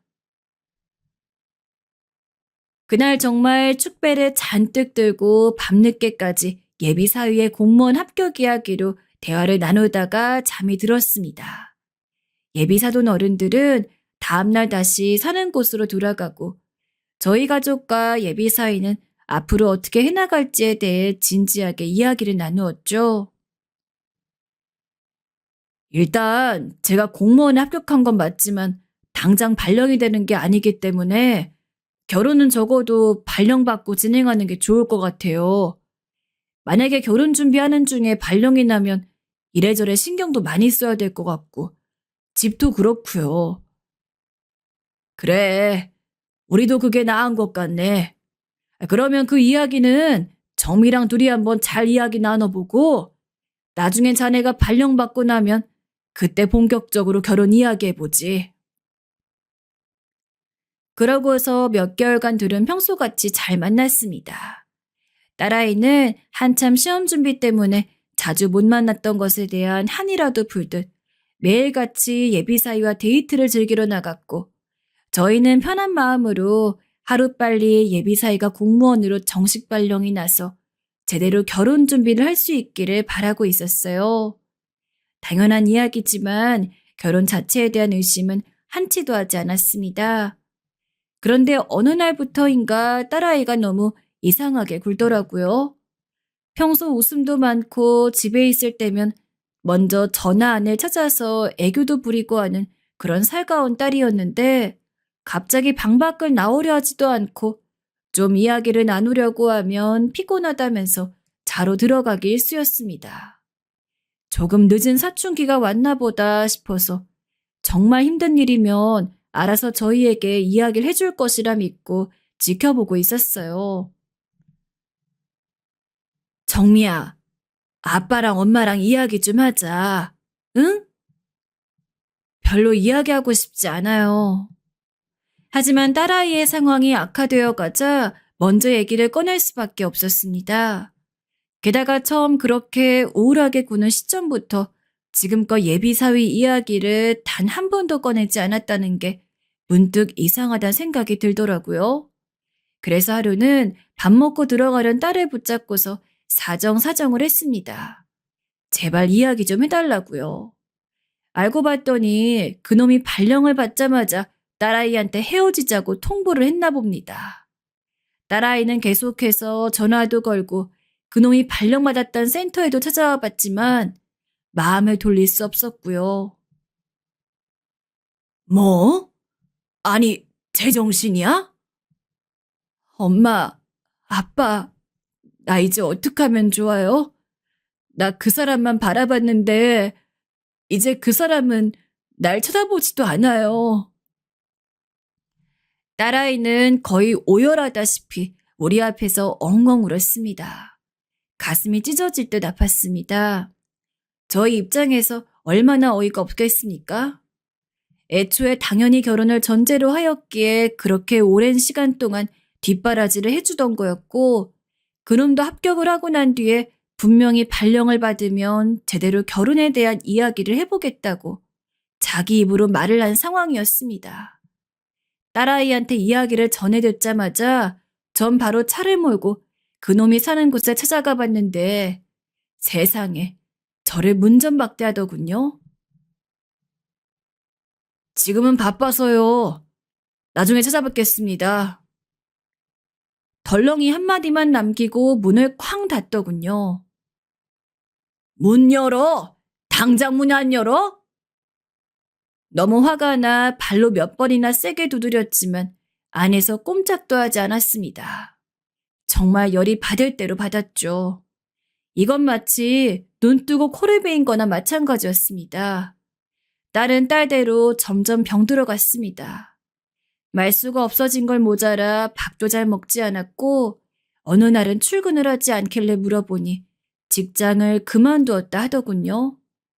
그놈 때문에 잘 다니던 직장까지 그만두었다니 애엄마가 속상해서 정미를 붙잡고 엉엉 울었지만 딸아이는 무언가에 홀린 듯 미동조차 하지 않았습니다.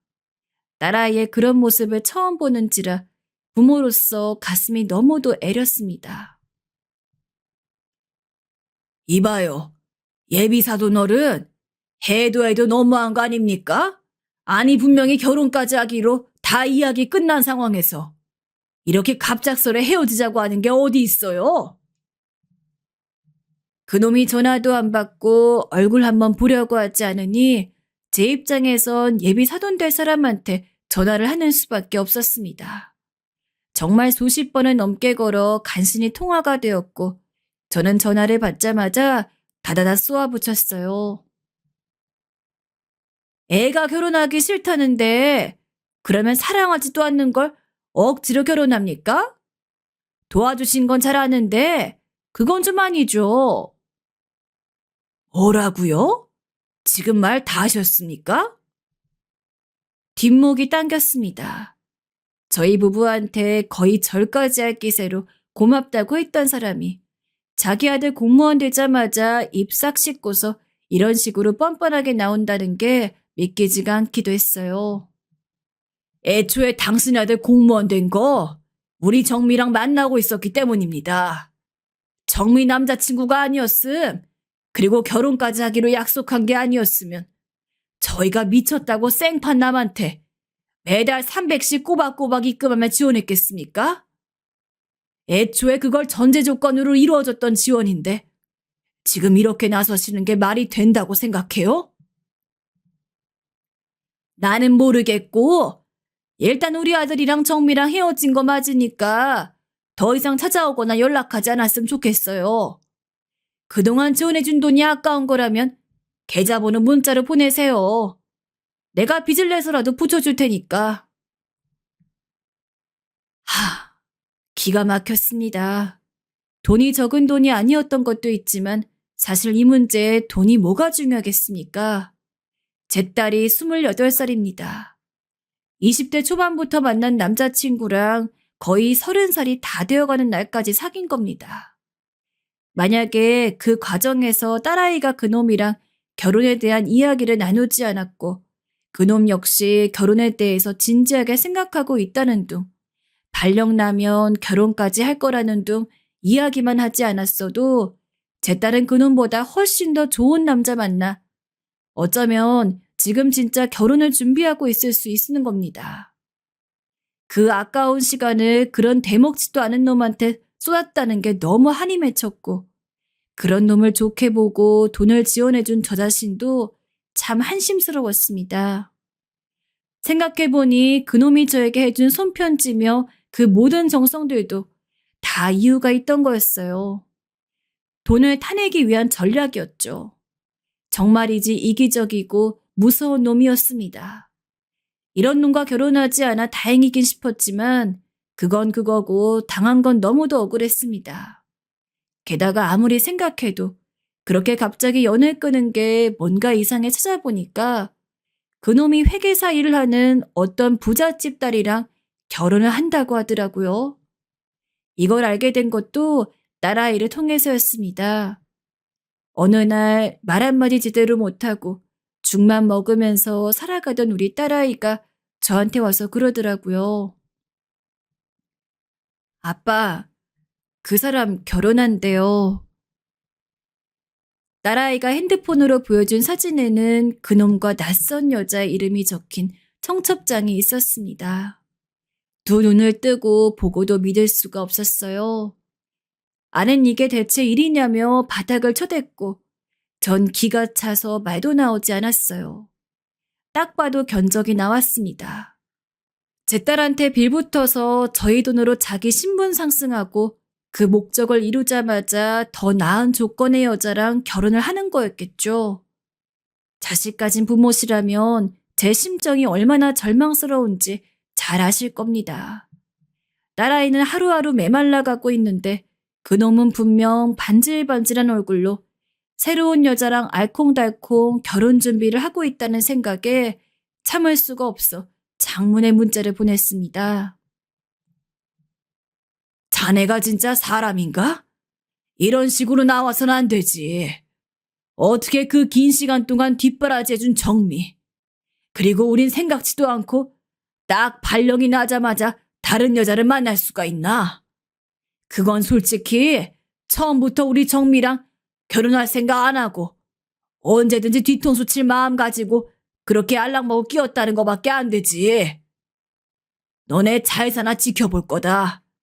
근데 확실히 하나 이야기하자면 그딴 식으로 살아선 절대 인간답게 못 살아. 그랬더니 그놈 답변이 가관이었습니다. 이제야 말씀드리는 거지만 솔직히 저랑 정미 예전부터 맞지 않은 부분 많았습니다. 두 분이 도와주셨던 거 잊은 거 아니에요. 지금도 충분히 마음속으로 감사하다 생각하고 있고 제가 시험에 합격할 수 있었던 것도 두 분 덕분이라는 거 잘 알고 있습니다. 하지만 어찌됐든 제가 노력하지 않았으면 두 분이 아무리 지원해줘도 합격 못했을 겁니다. 정식으로 공무원 된 저랑 정미 사이엔 급이라는 게 생겨버렸거든요. 저도 당연히 좀 더 나은 상황에 있는 여자 만나는 게 맞는 거 아닌가요? 아무튼 다신 연락하지 않았으면 좋겠어요. 문자를 보자마자 곧바로 욕설이 튀어나왔습니다. 아낸 그놈이 보낸 문자에 알아누웠고 딸은 점점 상태가 안 좋아져 정신과에 다니며 우울증 약까지 처방받는 지경에 이르렀습니다. 분명 그놈을 만나기 전까지 너무 행복한 일만 있던 저희 집이었는데 그놈 한 명 때문에 모든 것이 쑥대밭이 돼버리고 말았습니다. 그러던 어느 날 더 큰 일이 일어나고 말았습니다. 아직도 그 순간을 생각하면 손이 벌벌 떨릴 정도로 충격적이고 너무나 가슴이 아픕니다. 아내와 함께 밖에 나갔다 집에 돌아왔는데 딸아이가 보이지 않았습니다. 문득 집안이 너무나 서늘하게 느껴졌고 좋지 않은 예감이 들었어요. 이 예감은 적중하고야 말았습니다. 정신없이 화장실로 뛰어들어갔는데 딸아이가 그만 의식을 잃고 누워 있었습니다. 급하게 딸아이를 업고 응급실로 뛰어갔길 망정이지. 조금만 늦었어도 큰일이 날 뻔했다고 하더군요. 평소 힘들다는 건 알고 있었지만 이렇게 나쁜 선택을 할 줄은 꿈에도 몰랐습니다. 늘 저희 앞에서 강인했던 딸인데 그놈 때문에 이렇게 처참하게 무너진 모습을 보니 아비로서 살 수가 없었습니다.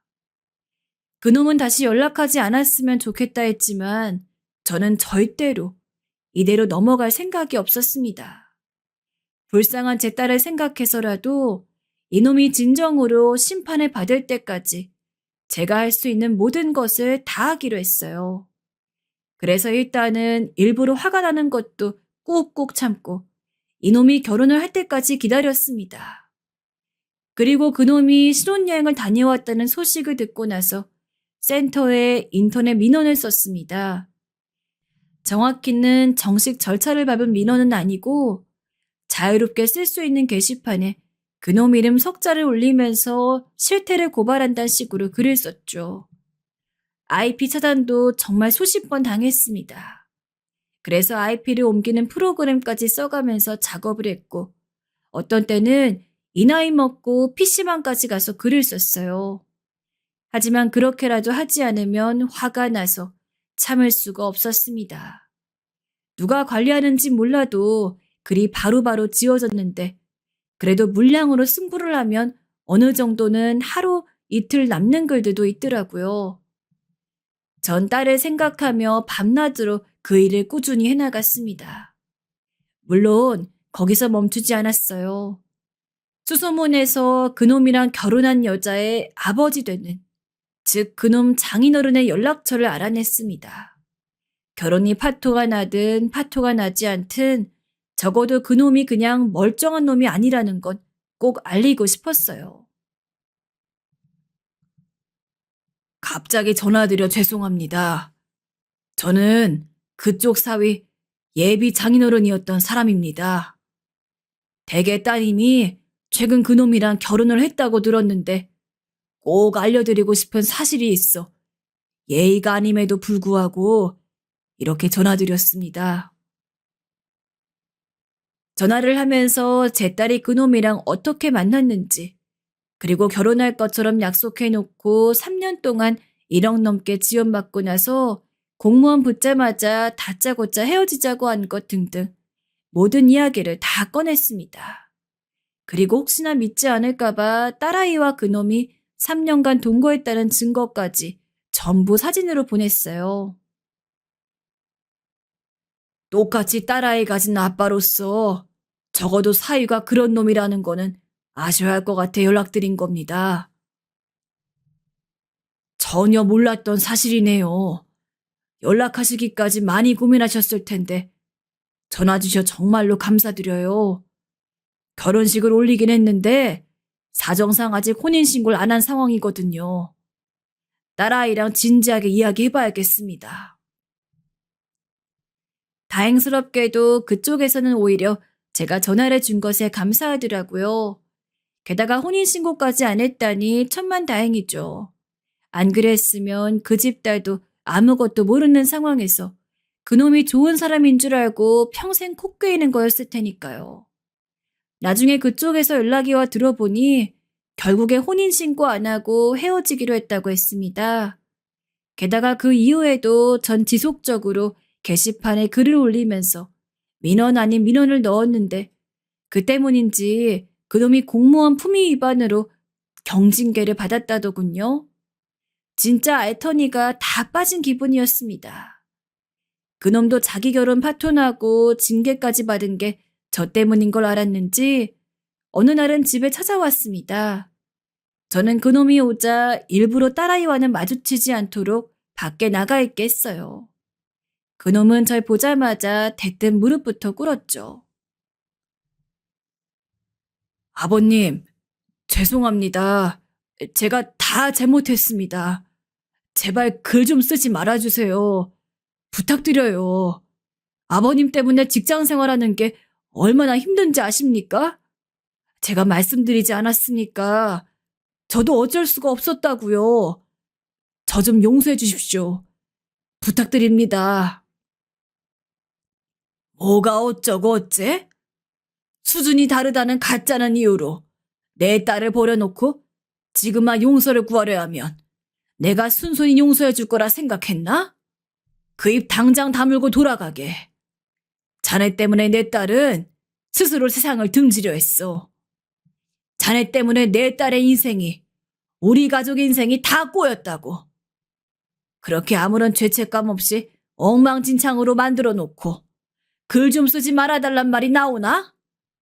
미안하지만 나는 계속할 거야.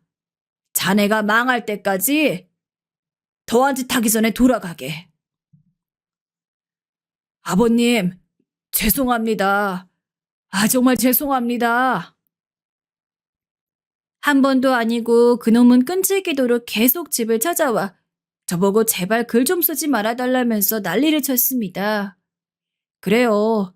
만약 그놈이 정말로 진심으로 용서를 빌었다면 저도 한 번쯤 인간으로서 멈출 생각 정도는 해봤을 겁니다. 하지만 그놈은 애초부터 저희에게 아무런 미안함도 없었고 죄스러움도 없었습니다. 그저 자신이 먹고 살아야 하니 어쩔 수 없이 무릎을 꿇고 예전에 그랬던 것처럼 거짓말로 저희를 속이려 하더군요. 한 번 당했던 제가 어떻게 그 속을 모를 수 있겠나요? 전 한 번 속지 두 번은 안 속는다며 번번이 그놈을 내쫓았고 나중에 그놈인 것 같으면 미리 문부터 잠그어서 열어두지를 않았어요. 그렇게 이제 그놈을 영영 안 봐도 되겠다 싶었는데 어느 날 택배가 왔다면서 누군가 문을 두드리더군요. 보통 택배는 집 앞에 놓고 가기 마련인데 인터폰을 보니 택배 옷을 입고 있는 사람이 문을 두드리길래 일단은 나가봤죠. 예상하셨겠지만 그놈이 떡하니 서 있었습니다. 아버님, 해도 너무하십니다. 제가 이 정도 무릎까지 꿇어드렸으면 그만하셔야죠. 공무원 준비하며 지원해준 돈 제가 다 물어드리겠습니다. 됐죠? 그러니 글 지우시라고요. 당장 삭제하세요. 진심도 아니고 뻔뻔한 태도로 일관하는 놈의 행동도 어이가 없었는데 갑자기 이놈이 말을 마친 뒤 멋대로 집 안으로 들어오는 겁니다. 그리고 컴퓨터가 있는 방으로 뛰어들어가더니 지멋대로 컴퓨터를 키려 했습니다. 글을 삭제하려 한 것이지요. 이쯤 되니 이놈이 사람이 아니란 생각이 들더라고요. 전 그놈의 멱살을 잡고 냅다 뺨을 때려버렸습니다. 그놈은 저한테 뺨 한 대 맞고 비틀거리더니 죽일 듯이 저를 노려봤습니다. 하지만 차마 저한테 손을 대지 못하더라고요. 제가 또 글을 쓸지 모르니 두려워서겠죠. 놈은 그렇게 저를 노려보다 부은 뺨을 감싸쥐고 그 길로 돌아갔습니다. 그리고 그 다음부턴 더 이상 집으로 찾아오지 않았어요. 하지만 놈이 오지 않으니 이젠 그놈의 부모들이 문제더군요. 그놈 부모들은 다짜고짜 저한테 전화를 걸어와선 어디 남의 귀한 아들 앞길을 망치냐며 행패를 부리더니 그놈과 똑같이 집으로 찾아왔습니다. 그 여자가 하는 말들을 듣고 있자니 모조리 비상식적인 말뿐이었습니다. 왜 그놈이 그 모양 그 꼴인지 알겠더라고요. 이런 부모 밑에서 자랐으니 그랬겠다. 단번에 이해가 갔습니다. 결혼까지 파토나게 했으면 이제 그만하셔야죠. 아니 솔직히 공무원 된 제 아들이 그쪽 딸 같은 여자 만나 결혼해야 하는 게 맞는 건가요? 그러게 제가 돈 물어드린다 하지 않았나요? 아니 왜 상황을 이렇게까지 만드시는지 도저히 이해를 못하겠네요. 예, 너 입이 있으면 말을 좀 해봐라. 내 아들 망하게 하니 속이 후련하니? 이 나쁜 것아. 내가 이럴 줄 알았어.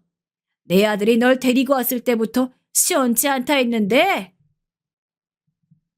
심지어 가만히 있던 제 딸까지 건드리며 무슨 말이라도 해보라고 하길래 이번엔 제가 나서려 했습니다. 그런데 지금껏 말없이 있던 제 딸이 일어서선 행동으로 보여주었어요. 소금을 가져와 한 주먹을 쥐고 그 여자 얼굴에 던져버린 거죠. 어머나, 너 미친 거야? 어디서 날 귀신 취급해? 행패 다 부리셨으면 가세요. 제 딸은 나지막한 음성으로 가라고 종용했고 그 여자는 소금을 또 맞을까 싶어 신발도 거꾸로 신은 채 헐레벌떡 밖으로 나갔습니다. 그 꼴을 보니 속이 다 후련했습니다. 정미야, 괜찮니? 그 여자가 가고 나선 아내가 멍하니 서 있는 딸에게 다가가 꼭 안아주었습니다. 딸은 아내를 향해서 고개를 살짝 끄덕거렸고 앞으로는 잘 살아나갈 거니 저희에게 걱정하지 말라는 말까지 해주더군요. 딸도 딸이지만 저희가 마음고생했다는 걸 알고 있어 하는 말이었죠. 그 말을 듣는데 어찌나 눈물이 나던지 자기도 힘든 상황에서 이 어른스럽고 착한 딸이 저희 걱정까지 하고 있는 딸을 보며 전 아비로서 바라는 건 그뿐이라며 아내와 딸을 함께 꼭 껴안았습니다. 요즘 제 딸은 많이 좋아졌습니다. 조금씩 예전의 모습을 되찾고 있는 것 같아서 저도 마음을 놓고 있어요. 물론 아직은 많이 힘들어하긴 하지만 얼른 이 아픔을 달래줄 만한 좋은 남자가 생긴다든지 아니면 다른 것을 계기로 딸이 그간의 고통을 극복할 수 있는 계기가 생겼으면 좋겠습니다. 빨리 원래대로 저희 부부의 사랑스럽고 살가운 딸로 돌아오기를 바라고 있어요. 또 비록 제 딸 힘들어하는 거 생각하면 죽을 때까지 쫓아다니며 절대 성공하지 못하도록 해도 모자랐으나 계속 이놈이랑 얽매여 있는 것도 안 좋을 것 같아 글은 더 이상 쓰고 있지 않습니다.